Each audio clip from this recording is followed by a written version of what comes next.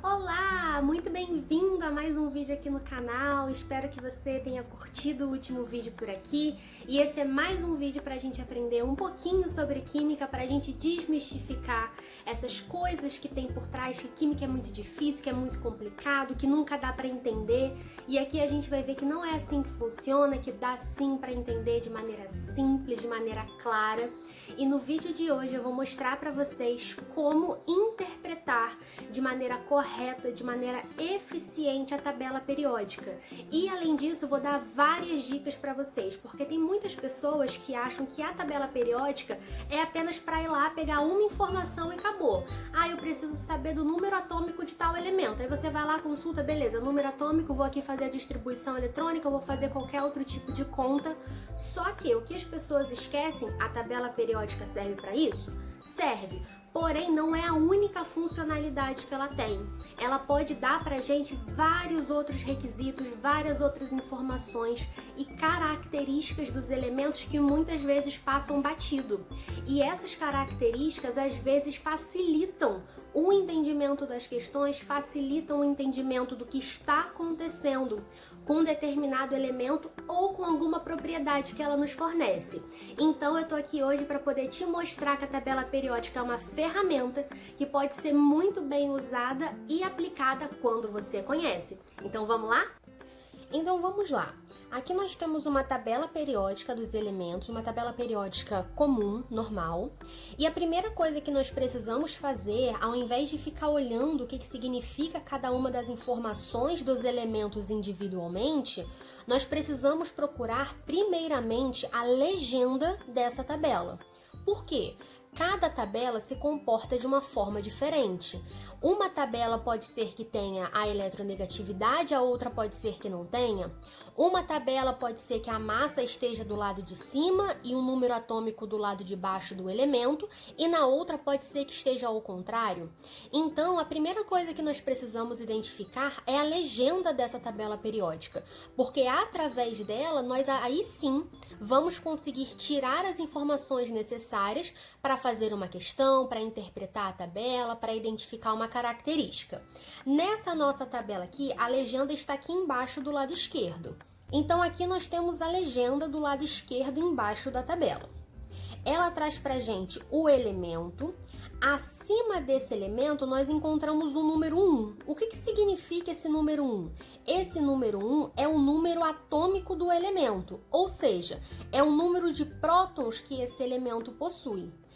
Todos os elementos da tabela periódica, como são neutros, nós então podemos afirmar que a quantidade de prótons é igual à quantidade de elétrons, porque na tabela periódica nós não temos íons, nós não temos elementos com carga que perderam ou ganharam elétron.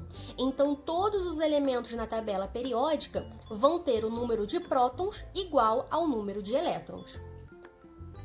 Depois de ter identificado o número atômico, eu vou identificar aqui embaixo, ó, que ele traz um númerozinho. Que númerozinho é esse? É a massa atômica do elemento. Então, é a massa do átomo hidrogênio. Ele também informou pra gente algumas outras características a mais nessa tabela. Ele disse pra gente que aqui em cima ele vai identificar o estado físico nas CNTP. O que significa CNTP? Condições normais de temperatura e pressão. Então aqui em cima ele vai identificar pra gente se esse elemento nas condições normais de temperatura e pressão, ele vai estar no estado sólido, no estado líquido ou no estado gasoso. E ele vai trazer essas três figurinhas para poder identificá-los. Aqui na parte de baixo de cada quadradinho, ele vai identificar se esse elemento vai ser radioativo ou artificial. Então ele também está trazendo mais uma característica aqui para gente. Aqui na massa atômica, ele comentou o quê? A massa atômica referida ao isótopo carbono 12, ou seja, número de massa do isótopo mais comum. Então aqui entra uma análise mais profunda de onde veio esse valor dessa massa atômica. A massa atômica para todos os elementos tem como base o isótopo carbono 12. Isso aqui, gente, é um tema mais profundo que precisa ser trabalhado num vídeo à parte. Então, se vocês quiserem que eu traga um vídeo dessa forma, coloca aqui nos comentários que eu trago, tá bom? Então, aqui de maneira resumida, a massa atômica ela está relacionada, ela tem um ponto de partida, na verdade, do isótopo 12 do carbono. Então, essas massas que nós vamos encontrar aqui nessa tabela periódica inteira é para a massa do isótopo mais comum de cada um desses elementos da tabela periódica. Então, nós temos isótopos que variam na natureza. O que são isótopos? São elementos com o mesmo número atômico, porém a massa vai variar. Então, todos os elementos aqui estão identificados dessa mesma forma. Depois de ter olhado a legenda, nós conseguimos identificar que a tabela periódica, essa aqui que nós estamos analisando, é colorida. Nem sempre isso vai acontecer, mas quando a gente trabalha com uma tabela periódica colorida, isso é muito interessante, porque ele traz pra gente a identificação por blocos de cada um dos elementos que nós temos aqui. Então aqui nós temos o hidrogênio separado, porque ele não vai ser incluído em nenhum outro tipo de caracterização.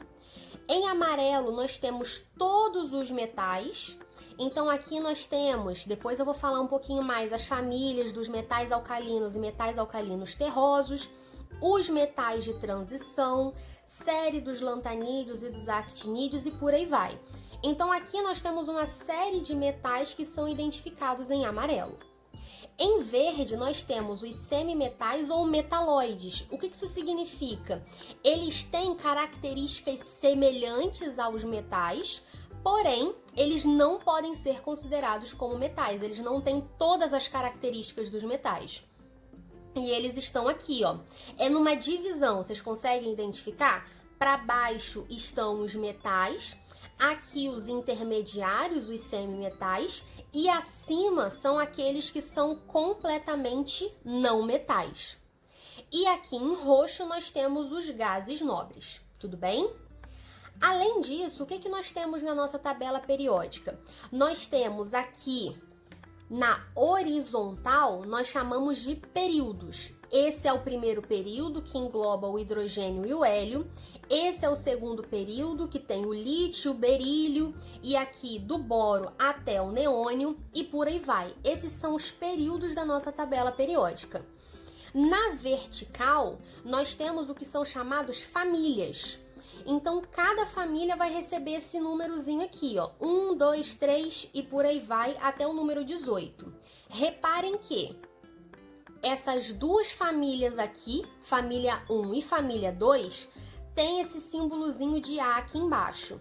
Depois, pula para essa família 13 aqui. Então, essa também é uma outra forma de identificar os elementos, porque geralmente essa galera que tá aqui no meio é a galera mais problemática, tá?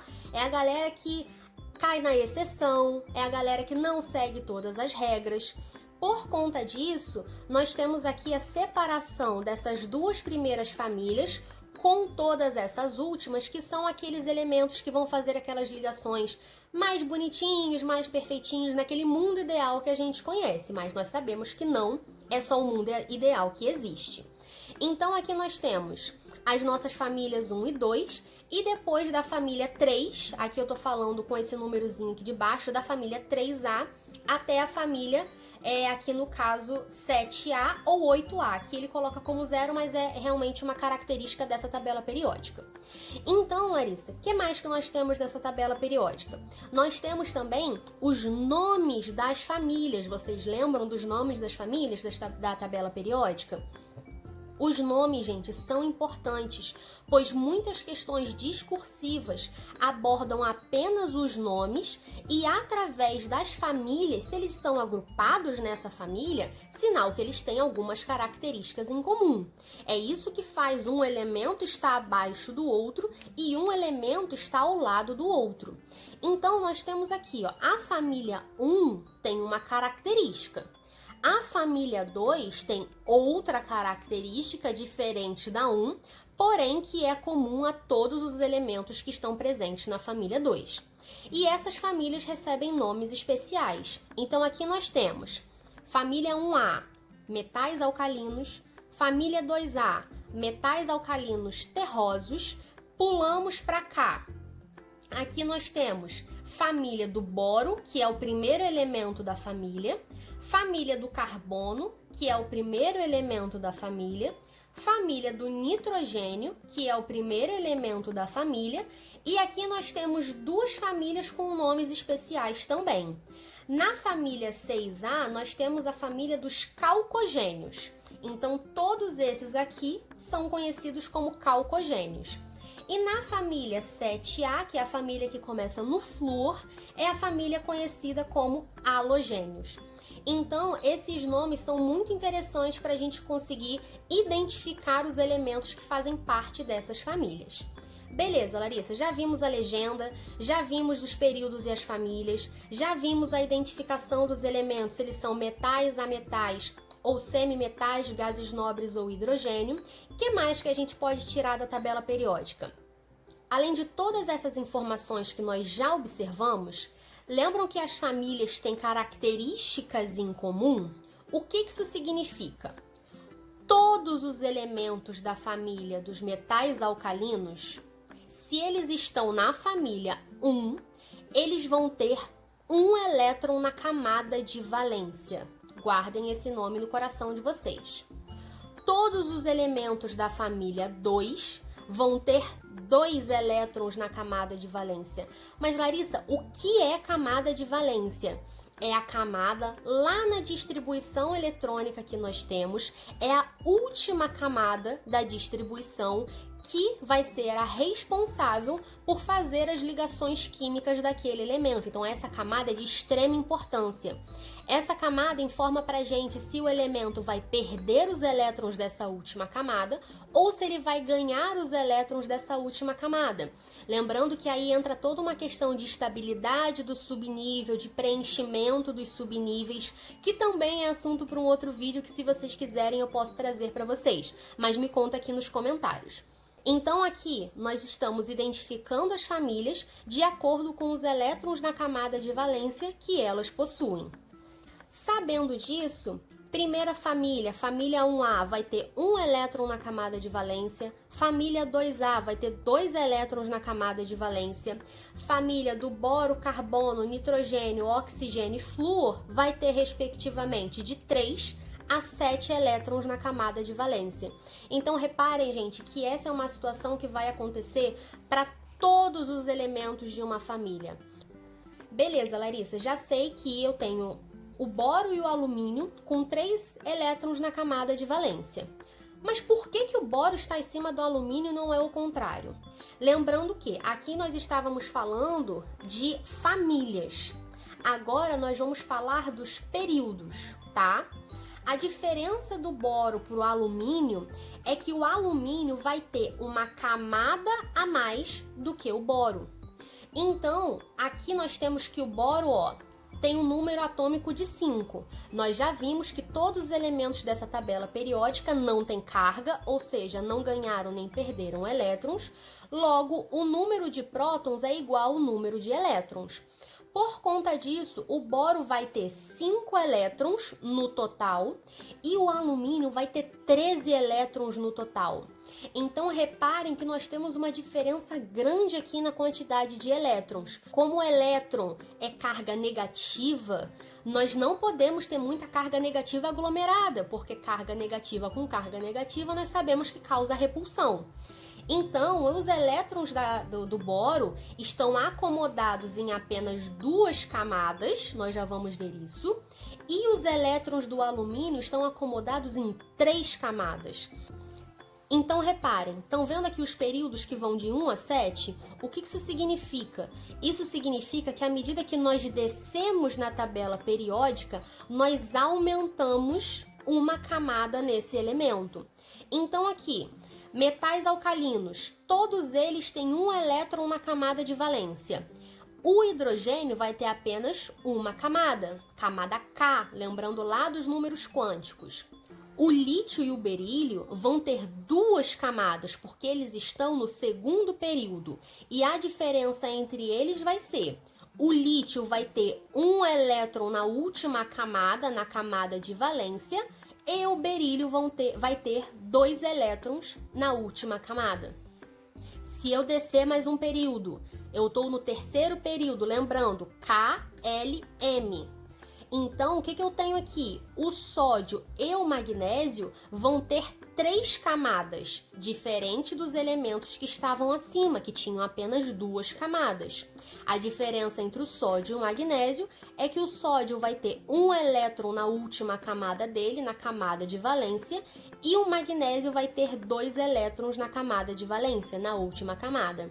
Poxa, Larissa, mas você está falando sempre dos elementos periféricos, dos elementos que estão nessas famílias e nos elementos que estão nessas famílias. E esses elementos aqui do meio? Gente, isso vai se manter da mesma forma.